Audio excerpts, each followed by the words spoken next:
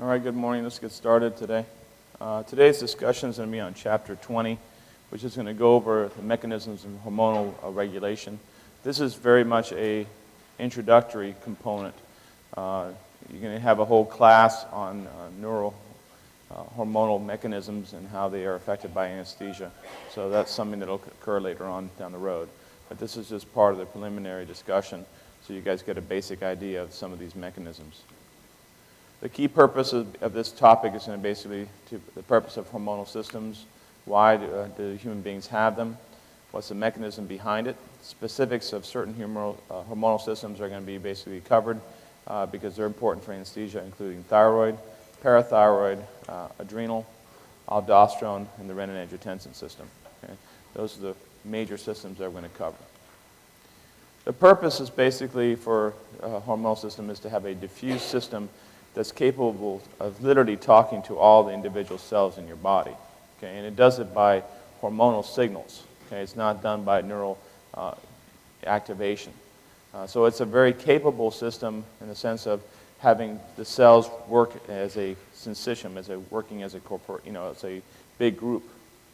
It's a chemically mediated event, so it's because that there's limitations on it. And that means that the chemicals can actually be bound. Okay? They can be interfered with certain medications, and sometimes they can become depleted as well.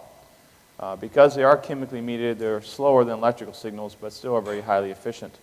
And the importance of these kind of chemicals that are basically we call hormonal are that they regulate basal functions. Okay? They're not really there to regulate immediate functions. They're there to regulate long-term basal functions. They are definitely regulated by superior cortical effects as well. Things like having fear of hate can actually alter this actual chemical milieu in your body, and that has actually been found to have significant clinical manifestations and outcomes as well. Okay? One of the things that we tell you in clinical, and it's very anecdotal but very true, is that if patients begin to tell you certain things, you shouldn't take these people back to the operating room. If a patient ever tells you the patient is he repeatedly tells you he's going to die under anesthesia, he's most likely right. Okay? We know that it's somehow that in some forms of traumatic stress that certain kinds of hormones are released into your bloodstream and people start developing this sense of doom to them. Okay? And unless you can identify that source, okay, you're very much likely that you put that person to sleep, they're not going to end up waking up. Okay? So if you hear that, make sure that you know why you're going to the operating room and don't just put it off. Okay? I had one patient who told me that one day, and I listened to him, so I said, you know what, I don't know what's going on. Nothing's really fitting. There's no complaints anywhere in this. We got an EKG. The EKG looked a little bit abnormal. So I decided, you know what, I talked to the surgeon, said, let's put this guy off tonight. Let's have him seen by a cardiologist later on that evening. And the cardiologist came by and saw him and said, well, he should be okay, but, you can operate him on tomorrow. There's really no problem. In the middle of the night, he had a significant arrhythmia and almost died. Okay? So the guy was having an MI and just wasn't picking up yet. He wasn't getting EKG changes. So people do have these chemically mediated things that are going in their system, which then alters their emotional state as well. So it's a dual process. Emotion affects it, and it also has effects on the emotional component too. There's 5 general functions, and we're not going to talk about the first one, which is reproductive, and as well as the development of the fetus. We don't really go into that in a lot of detail. We will cover some of it in OB and obstetrical components, because that way you understand how the hormonal milieu actually alters a woman during delivery as well as during her term. So that's important. But we're not going to go into super amounts of detail. There's also a simulation of a sequential growth and development during childhood and adolescence. Again, we don't go into that into a lot of detail. We're not going to go into coordination of female and male reproductive system. What we are going to do is more of maintenance of optimal internal environment through the lifespan. That's going to be the discussion. That has to do with what regulates temperature, okay, as well as other things such as your volume. Okay, so that's important for what you do every day. And then the initiation of corrective and adaptive response, which when emergencies demands occur. That's also an important thing about your job. So those last two are really when we concentrate on, especially when we go into trauma.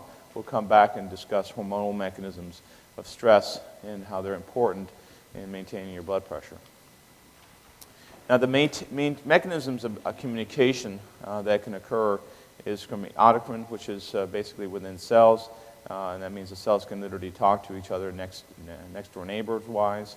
There's paracrine, which is between local cells, and then what we have here, which is our discussion today, is endocrine, which is between remote cells. What a cell basically does with hormonal kind of stimulation is that it sends a chemical signal through the bloodstream, and then the bloodstream delivers that chemical signal. Okay? So if you lose blood flow to that certain organ, hormonal mechanisms cease to influence that cell. Okay? And one of the things that you end up seeing is that you can see some deleterious effects once that is shut down. There's specific rates and rhythms to secretion of these hormones. There's diurnal rhythms, and that becomes important in the sense that if you know the rhythm, you can actually figure out when somebody can tolerate stress more than others. And there's, of course, variations between human beings. Some people tend to be more night people. Other people like to work in the early morning. So and it's also, it's genetic to a certain degree, and it's also a little bit of a learned event. One of the things that you can end up learning about is, and by personal experience, is how to work through exhaustion. And you're going to be tired, okay? And we have to teach you tricks on how to get through that. And as you get usually around 2 or 3 o'clock in the morning, people are at the most vulnerable state of exhaustion. And you need to learn how to deal with that, because when you take call, you need to learn the tactics to get around it, okay? One of the first things you do about 1 o'clock in the morning is you kick your chair away and you don't sit down, okay? And you have to do an Irish jig or a little dance here and there. You just walk around, shuffle your legs, keep yourself awake. Anything to keep yourself awake, sometimes all you're hearing is a beep, beep, beep, and it's putting you to sleep. Okay, so these are the kind of things that you'll learn when you're doing call. And this has to do with the diurnal rhythm of your hormones. Okay? Usually by around 2 o'clock, it's the lowest level of cortisol in your body. Usually that's a point of exhaustion. That's when your brain wants to try to go to sleep. And then around 6 o'clock in the morning, it starts cycling upwards, and it tries to wake you up. So there's different kinds of adrenal glands as well as adrenal hormones that are being secreted that help maintain your diurnal or circadian rhythm during the day. These kind of rhythms are also pulsatile and cyclic, and we sometimes will mimic that kind of action by administration of certain medications. And the patterns are depending on circulating substances. Obviously, it depends on other nutritional factors in the human being as well, which we're not going to get into super detail with that. Okay? But I do want you to understand is that hormonal systems do operate on some kind of feedback mechanism, okay? Which means that there's something that's either going to shut it off or activate it. Okay? If you have a positive feedback, that usually means that the feedback is coming back to cause the increased release of the hormone. Okay? A negative feedback, on the other hand, is a response to a target organ effect, which then sends a signal back to suppress any more release of the hormone. Okay? So that's called the negative feedback mechanism. Most hormonal systems in your body work off of negative feedback mechanisms. What basically happens is your central nervous system secretes a certain hormone into your bloodstream. Okay? Then the target organ then secretes additional chemicals, okay, and effects, and that response is then mediates the response back from the central nervous system. So that's a negative feedback. Okay? If there's no effect on the target organ, then what happens is the central nervous system ups the game and increases the level of secretion of hormones to try to get the effect that it desires. Okay? So it is a kind of a negative feedback mechanism that's mostly appropriately used in the body. The other thing that's interesting about hormones is it's very selective. It's not, it will affect many cells, but the cells need to have receptors on their cell surface. Okay? That's for water-soluble hormones. If you have lipid-soluble hormones, on the other hand, the action takes place inside the cell, but still requires some form of receptor function when that ligand binds to, that chemical ligand is going to bind to. Many of these kind of hormones, because they are floating in your bloodstream, are going to be inactivated by the main processor of either large proteins or water-soluble proteins, such as in the liver. And the liver can basically do this in 4 different types of steps, okay, which we'll go into in a little bit later on in pharmacology. Okay? But just know that right for now that the liver inactivates hormones, and it's rendering the hormones into a more water-soluble state, which then they can be renally excreted. Okay?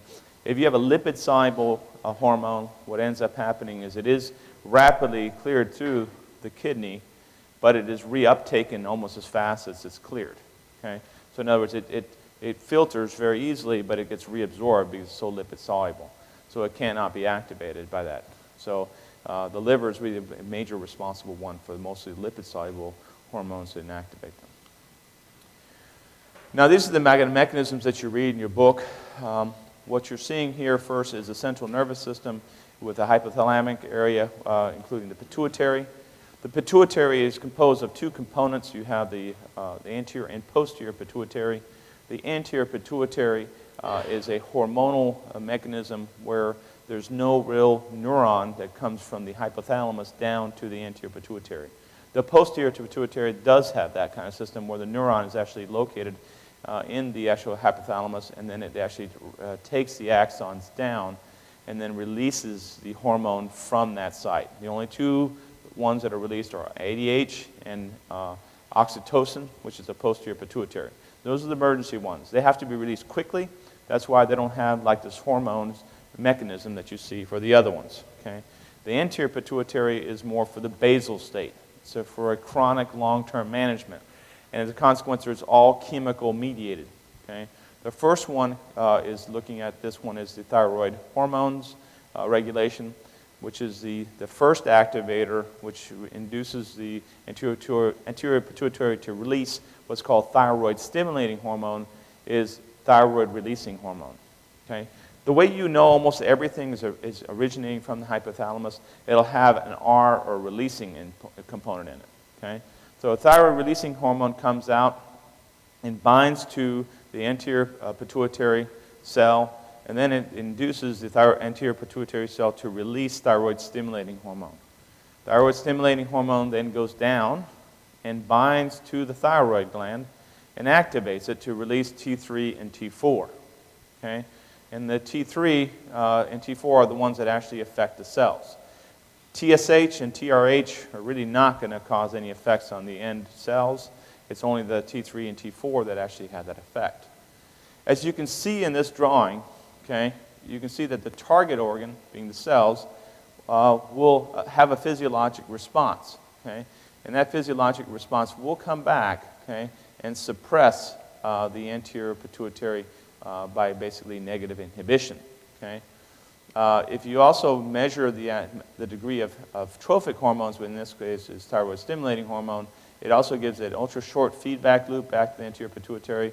Once levels get high enough, it will suppress it, and it also will go back to the hypothalamus and also inhibit the release of thyroid releasing hormone. The target organ usually has the most prominent effect, okay, both as a short feedback and a long feedback loop to both the anterior and the hypothalamus, suppressing both the thyroid-releasing hormone and the thyroid stimulating hormone. That's the most potent effect because that's one that you end up having the physiologic effect on. Hormones can be classified to a degree of structure, origin, okay, effects, and chemical composition. We most of the time use a description of origin and then effects in our practices. Okay, so when you really talk about hormones, you really have to understand the effects and where they originate from.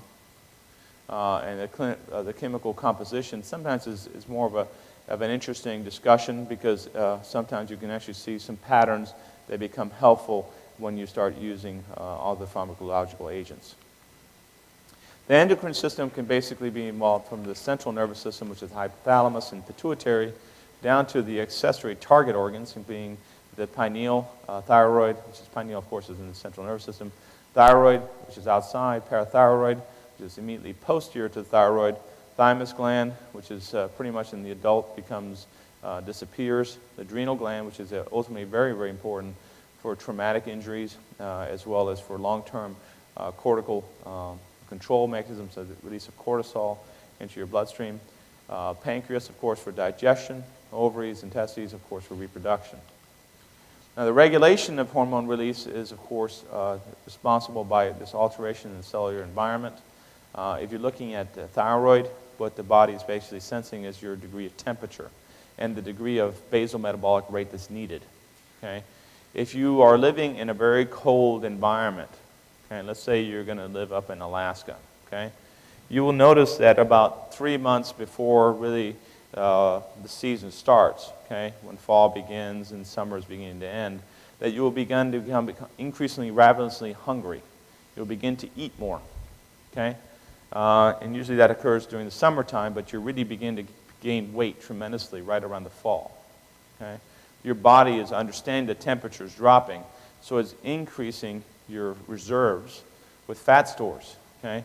It also does one other thing, which is it starts cranking up your thyroid hormone release.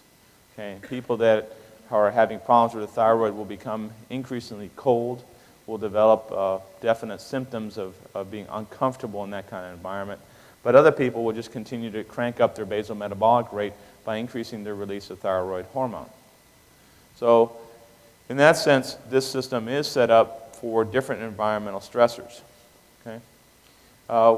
Once the thyroid hormone is eventually released, it ends up having effect on the different cells by increasing ATP production. It increases the amount of contractility of the heart. It increases the basal metabolic rate and increases contractility. It also increases heart rate, okay, because the body begins to have an increased workload. So what happens to demand? Demand goes up. So the only way to make up for that is by increasing ventilation and increasing cardiac output. So you'll see the heart rate increase and contractility increase. Okay? We actually use that as a useful tool if we're having a patient that's really not coming off well and their receptors are not really responding. It's still a research tool, but people do use it as a thyroid T3 or T4 is administered to the patient, and sometimes the heart will actually come back to function much more efficiently. So we can use hormones in that respect as well. Okay? The hormones are regulated, of course, by like I just talked to you about, which is these negative feedback mechanisms, which is the most common, and it shuts down due to the final target cell release. Okay? Positive feedback is unusual in the sense that most of the time these systems are negative in response. Now, once the hormones are released into the circulatory system by the endocrine glands, there's two kinds of hormones. There's the water-soluble ones and the lipid-soluble ones. Okay? The water-soluble hormones circulate in free, unbound forms, okay, because they can, they're charged and they can happily float along. Okay? As for the lipid-soluble ones, they need basically a circulating circulator carrier to carry them around. Okay? So what does that mean to you? That means that you have to have some form of carrier. Okay? If the carrier becomes depleted, what happens to the hormonal activity? Drops. Okay? It doesn't function. Okay? So people that are nutritionally depleted, such as they have, starvation, things like that, where the protein levels begin to drop off, such as albumin, then these people are much more sensitive to hormonal effects because their lipid-soluble hormones cannot function in those patients. Hormone receptors are located depending on what kind of hormone it is. If you have a water-soluble hormone, that means it's not going to get through the cell layer. So that kind of makes sense. It's going to have a receptor on the surface of the cell. If it's a lipid-soluble hormone, on the other hand, it doesn't really care to have a receptor on the surface of the cell because it can get through the lipid membrane. Okay, so its effect tends to be inside at the DNA level. So which one's a more potent one, do you think? The lipid-soluble agent is much more potent. Okay? The water-soluble agent, because it works on the cell receptor surface, requires a secondary messenger system inside the cell to have effect. Okay? The downside to that, of course, is that you can saturate the receptor, you can downregulate the receptor, or you can damage the receptor from disease or infection. Okay? So these water-soluble hormones basically are going along, bind to a receptor, and then they have the effect. the actual the lipid-soluble ones go all the way down to the DNA and have their intracellular effects that are very potentiated, and they actually will affect DNA transcription and translation. The water-soluble don't need a carrier. Their composition is usually a high molecular weight. They're made of peptides, glycoproteins, polypeptides, amines, and because they are water-soluble, they don't really require the liver to metabolize them, so they're tend to be short half-lives. Because what's going to be dependent on? Renal excretion. Okay, the kidney's going to get rid of it. Okay, so water-soluble hormones are, the downside to them is that if you have renal insufficiency or renal effects, then they stay around a lot longer than they should. Okay, but most of the time, if you've got a good functioning kidney, not a problem. Okay. Their metabolism is also important, is that they do break down. They should then have also a short half-life, and they are broken down by circulating enzymes at times. Okay? The typical examples of these water-soluble hormones, which is I think you need to know, are insulin, pituitary, hypothalamic, and parathyroid hormones. Okay? For your lipid-soluble, you need a carrier mostly. They're free and bound state. As a changing concentration of the carrier can make a huge difference, which I just talked to you about, where malnutrition can become an important effect. Okay? They easily diffuse across the plasma membrane, and they bind to the cytosolic and nuclear receptors. Their composition is a steroidal shape. Okay? So they have a steroid kind of shape, which means that they tend to penetrate very easily through lipid membranes. Okay? What are steroids for? If I tell you that you had cholesterol is a form of steroid, believe it or not. Okay, what's it do to membranes? It stabilizes them. Okay, so these kind of steroids are a little bit different than that. They don't necessarily go into the lipid membrane and stay there. Instead, they actually penetrate all the way into the actual to the DNA and nucleus and actually have their effects. Okay. They are derivatives of the arachidonic acid pathway, and we know that there's some secondary pathways inside the cell that also can become activated by these lipid-soluble hormones. Most lipid-soluble hormones are basically have to be metabolized by the liver to make them water-soluble, and then the kidney can excrete them. Okay? When they become a water-soluble format, usually they lose their activity because guess what? They can't penetrate into the cell, and that component doesn't have any kind of receptor on it, so it can't really do that. The examples of steroidal compositions are things that are on the adrenal cortex. Kind of makes sense. Cortisol, which is a sterol, okay, is a steroid, okay, is located on this adrenal cortex, and the example of that's cortisol, okay. And there's also the adrenal androgens. What's the most common adrenal androgen out there? Aldosterone, okay. There's two family groups when you're looking at the endocrine system. When you're looking at the cortex, you have your glucocorticoids and your mineralocorticoids. Okay? Your mineralocorticoids have the effect of secreting aldosterone, which increases sodium reuptake. We will talk about this again when we talk about renal physiology and how aldosterone is really important in regulating sodium control. Okay? You understand the basics for now, and we'll go from there.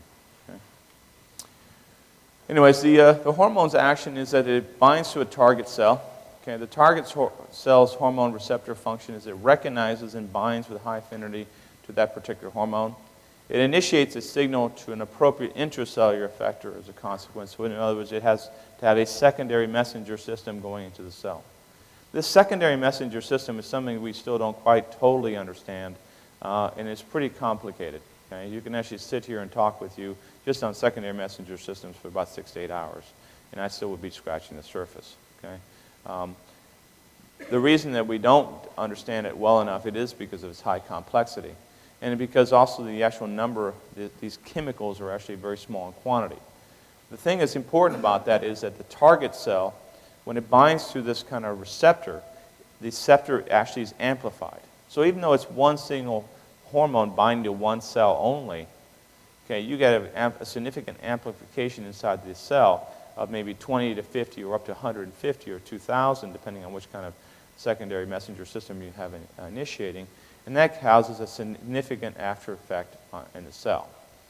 If you see that the secondary messenger eventually releases calcium, that usually will have the effect on increasing contractility in many different kinds of smooth muscle, cardiac muscle, and those kind of things. So if you see calcium, think effects on the heart and contractility. Binding to a receptor stimulates a type of response by acting on pre-existing channels, forming proteins to alter cellular membrane permeability at times. Yes, sometimes it can cause the cells to depolarize, but usually most of the time that's not the main mechanism. Most of the time is the second one, which I'm showing you here, which is the activating pre-existing proteins through secondary messenger systems. Not only does it activate proteins, we've found recently, but it also begins to break down the interior surface of the lipid membrane. So it also releases what's called phosphoinositides and different components of the cell membrane. Okay? These eventually lead to possible activation of genes, causing increase in certain protein production, which increases the basal metabolic rate of the cell. Now, the actual receptors, because you are not really going into the cell, are very much receptor responsive. So if you downregulate or upregulate your receptor, you can have a significant effect difference than what you would expect. The reason we talk about this is because you have clinical examples of this where a patient is given, let's say, is taking steroids. Okay? And that person to you is very dangerous if you put him to sleep, okay, if you don't know it up front. One of the things that happens with long-term steroid use is that the mechanism that we talk about, which is negative feedback mechanism, kicks in. The negative feedback, if you give somebody a lot of a glucocorticoid or a mineralocorticoid to them, they eventually begin to suppress the cortisol release from the adrenal cortex. Okay? So you get what's called a downregulation of release of cortisol, of its endogenous cortisol. If that patient is not given his extra dose of steroid like he's expected, what ends up happening is that that patient can no longer secrete the cortisol endogenously from their own adrenal. So this guy will actually begin to do jump shots and do whatever, and all of a sudden you'll drop dead from an arrhythmia. Okay? The arrhythmia occurs because you lose the stability of the membrane from the action of lacking enough steroids. The other thing that's important, we find that these vasometabolic mechanisms are very important to maintain smooth muscle contraction. So these people will inappropriately vasodilate and get hypotensive and will go into shock states very rapidly, which we call Addison's crisis. Okay? So it's very magical. You have somebody who has this problem, and you go to a recovery room, and all of a sudden everything falls apart. Blood pressure's low. Heart rate's not increasing. Because why is not heart rate increasing? Because it's not releasing calcium inside the cell. So heart rate begins to drop off. Contractility drops off. Okay, and the vasodilation is taking place inappropriately. And if you realize that it's Addison's crisis and you just give a little bit of steroid, all of a sudden it goes completely away. Blood pressure rises, heart rate begins to increase, and everything stabilizes very rapidly. Okay, so always have that in the back of your mind when you see somebody hypotensive and bradycardic. And that should be a tip-off that you may be in Addison's crisis. Okay? It does completely the opposite of what should happen when you're hypotensive. Usually if you're hypotensive, you are tachycardic. Okay? You should have a reflex tachycardia. In this mechanism, you can't. Okay? That's called the downregulation. The upregulation, on the other hand, is if you're giving chronic exposure to something, okay, the cell will sort of downregulate, and then when you stop it, it's released, the cell becomes hungry for it, and it upregulates its exposure. So when that person re-exposes themselves to that medication, they get a much higher response effect, okay? And it can be very dangerous in that kind of response. Hormones have direct effects. They are direct effects on the cell function from the hormone action. And they also have what's called permissive effects, as they facilitate the maximum response or functioning of a cell.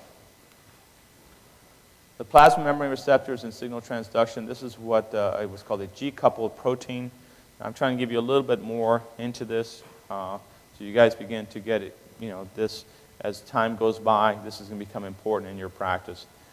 In 10 years, it still may not be fully elucidated, but it's moving along pretty quick now. So I think in the next 5 years, it's going to become clinically important.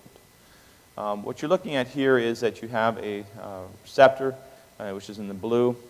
And then you have some form of hormone that's in the red diamond shape that binds to this receptor. This leads to a secondary messenger system to be activated. You can see that there's no real protein channel here, so there's not a depolarization of the cell. What this basically causes is another machine to be activated. That machine is here in 2 and 3, which is a G-coupled protein, which is what's called a signal generator. It's a device that the cell uses to begin to manufacture very rapidly a secondary messenger system. Okay? And this can actually be very specific to the kind of protein receptor that you want to have. Okay? If this binds to a receptor that's very similar to what's called an adrenergic receptor, which is like adrenaline, which is like epinephrine, then it has very similar effects as if you were secreting epinephrine directly into that area. So you would expect increased contractility, increasing heart rate, increasing temperature. These kind of things can release secondary messengers such as cyclic AMP, cyclic GMP, calcium, phosphoinositides are the main ones that we begin to describe. These secondary messenger then have many effects on different enzymes, especially calcium. Calcium cannot be underestimated in its effects. A lot of people think, calcium's so simple. Yeah, well, calcium in the cytosol is usually maintained at 0. So that should tell you something. That means that something is very, very tightly regulating calcium inside the cell. Because that something knows that the cell, when it releases calcium into the cytosol, causes many proteins to become activated. Okay, so you have a multifactorial effect inside the cell. Enzymes become activated. Okay? If you have contractile proteins, they will actually become increasing contractility. So there's many different effects that calcium will have on the cell. Cyclic AMP and cyclic GMP have other effects as well, which can have a cascade event, which can also activate more release of calcium and other effects. Eventually, these kind of things will have direct effects on the DNA by increasing transcription, translation, and eventually increased production of messenger RNA and then conversion into proteins. So it does have a significant effect on the hormonal milieu for long term. This does not take place in seconds. This takes place in a few minutes, depending on how high a dose you give, or it could take as long as several hours. Okay? So it depends on which hormone you're talking about. The water-soluble hormones are the first messenger to bind to the cell surface. They're classified as G-protein-linked receptors, which is the majority. These are the things like adrenocorticotropic hormone, glucagon, norepinephrine, epinephrine. These are also consistent with what's called adrenergic receptor. Adrenergic receptors are G-coupled proteins. Okay, so understand that the system in your body has 2 systems to regulate your heart rate. Okay, one is the actual sympathetic nervous system, okay, which does it via neurons that go from the cardiac accelerator fibers from T2 to T4. They send the actual fibers via their preganglionics, which are short initially, then they get the postganglionics, which are long, unmyelinated fibers, and they cause adrenergic release of norepinephrine, which then binds to the adrenergic receptor, which causes the effect. The hormone system, on the other hand, is located in the adrenal medulla. The adrenal medulla is your emergency backup system when things go bad. The sympathetics basically control your system when you're moving around or when you get up off your chair. It's an immediate mechanism. Okay? The adrenal medulla, on the other hand, is for emergency situations when you know that you're going to get attacked by a tiger, he's going to make you bleed. So you might as well, start vasoconstricting down, start increasing your heart rate, start trying to get out of there. So it's a completely different mechanism, but it still uses the same receptor, believe it or not. Okay, so hormones will mimic neural mechanisms at times. Okay, and the adrenal axis is one of those examples. Okay, what stimulates the release of the hormones, which is norepinephrine, epinephrine, from the adrenal medulla, is sympathetic stimulation from the actual sympathetic tree. Okay? But there's also other things that will activate it as well, besides just that. Okay? Pain can actually activate it as well by other formats. Anyways, as we go on to discuss this, there's also some forms of ion channel receptors, which are more rare, okay, which are things like angiotensin II will have that effect. There's also enzyme-linked receptors, which are things like tyrosine kinase, and JAK-STAT receptors, which are also more complicated mechanisms, and I'm not going to get into this detail. What I want you to understand for now is that you have these secondary messengers that are being activated by these water-soluble hormones. The signal transduction eventually gets to upregulation of the cell, like I just showed you before, and ultimately increasing DNA production. As for the secondary messenger molecules, the G protein linked have different secondary messengers, including calcium, okay, which are G protein activation.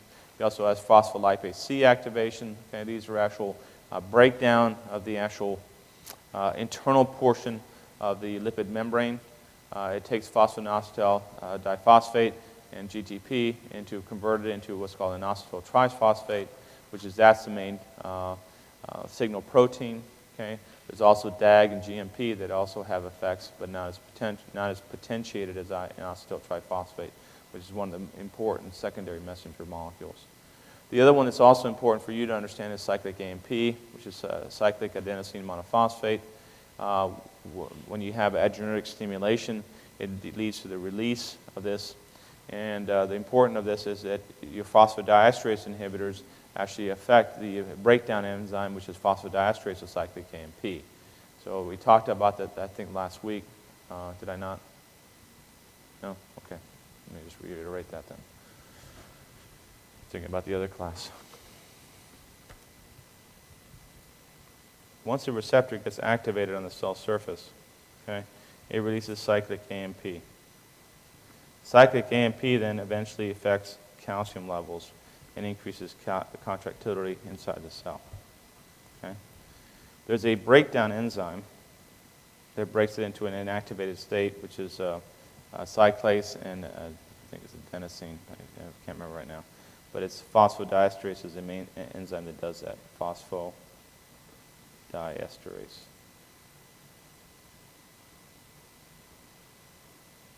Phosphodiesterase. Okay? So if you break down cyclic AMP rapidly, it prevents it from releasing calcium.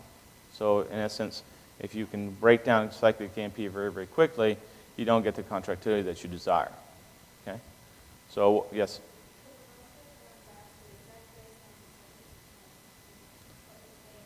Yes, it breaks it down to its inactivated state. I think, I have to look this up again. I never remembering it. I think it's cyclase is one of them, and I think the other part is adenosine. Okay? So that's a breakdown product of that. Okay, but those are inactivated. That's all you got to really know. Okay?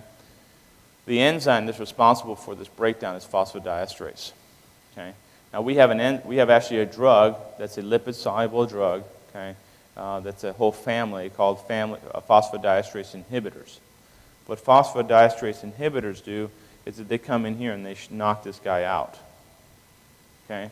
As a consequence, cyclic AMP levels rise quickly, and that leads to an increase in calcium, which increases your contractility.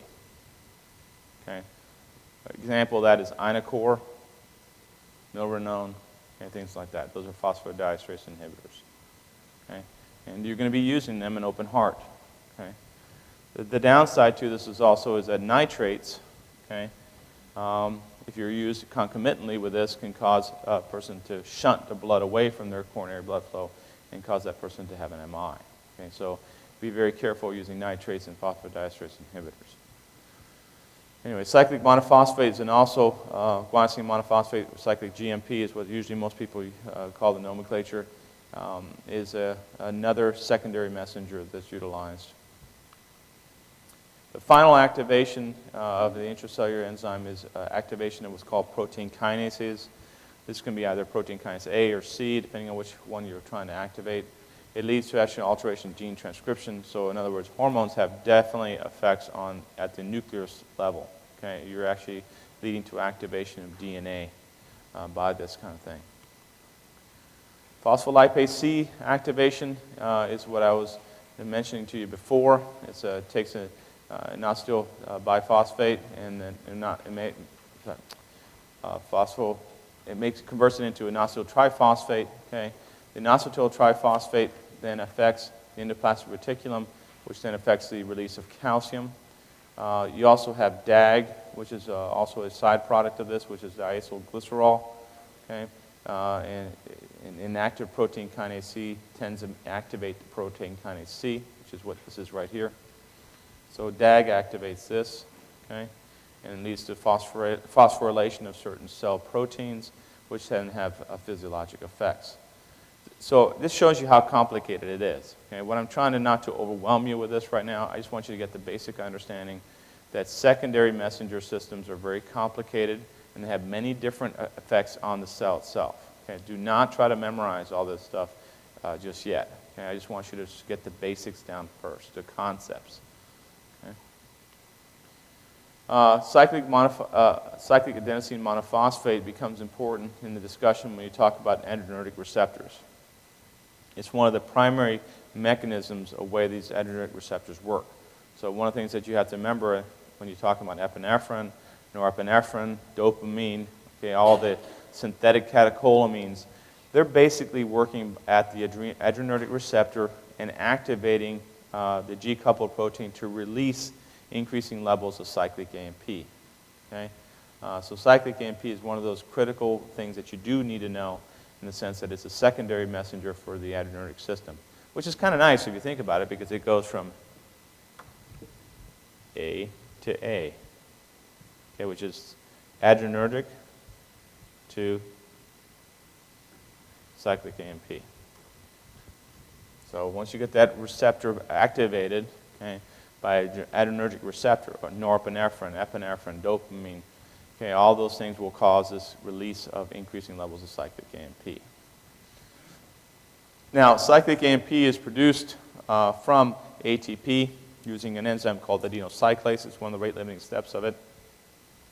Cyclic AMP can be activated, leads to activation of things like protein kinase A, which is, again, what's that going to do? It's going to cause a phosphorylation, okay, which is adding a phosphate group to a protein, which is either going to activate or inhibit it. This is where we don't understand the whole mechanism just yet. Okay, we do understand that we know that protein kinase A is activated, but then what does it exactly do, and why does it do it, okay, and how is it ultimately regulated, and what's the feedback mechanism to suppress it is still something that we don't understand. We do know one thing, that if we overstimulate this for long term, let's say we put somebody on epinephrine drip for, let's say, 6 to 12 hours, okay, very rapidly this mechanism of protein kinase A will come back to shut down the G-coupled protein. It actually breaks it apart, okay, which then means that it doesn't produce any more what? Cyclic AMP. Okay? So all of a sudden now you can drop all the epinephrine you want to that patient and you'll have no effect. Okay? Even though it's binding, it's not, the machine can't turn over, can't produce any more cyclic AMP. Again, all this stuff is becoming important because we're taking care of more critically ill patients all the time.